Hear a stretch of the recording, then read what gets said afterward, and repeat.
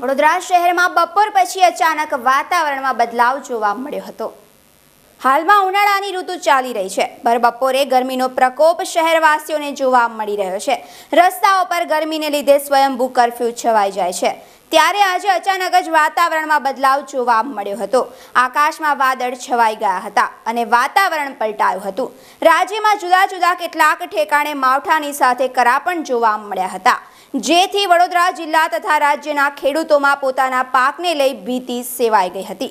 Cameraman Mukund Dave સાથે ક્ષિતિજ સુપેકર, BTV news.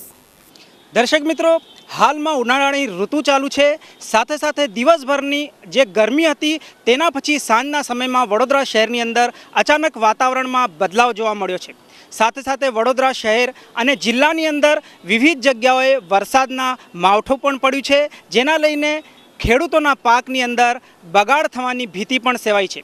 Vadodara શહેરની અંદર પણ જો આ રીતનો વરસાદ પડે તો ખેડૂતોને પોતાની પાક બગડવાની ભીતિ તે લોકો સેવી રહ્યા છે। અને આ રીતના વાતાવરણમાં એકાએક બદલાવ જે આવી રહ્યો છે તેની અંદર કેટલીક વખત આપણને લાગી રહ્યું છે કે આ ગ્લોબલ વોર્મિંગની અસર છે, એટલે પર્યાવરણના પ્રશ્નોના લીધે પણ આવી સ્થિતિ અવારનવાર આપણા સામે આવતી હોય છે। એટલે હવે પણ હજુ આપણે પર્યાવરણની સ્થિતિને લઈને જાગૃત બનીએ, જેથી કરીને આવા વાતાવરણમાં અચાનક જે બદલાવ આવે છે તેનાથી આપણે બચી શકાય। કેમેરામેન મુકુંદ દવે સાથે ક્ષિતિજ સુપેકર, BTV ન્યૂઝ।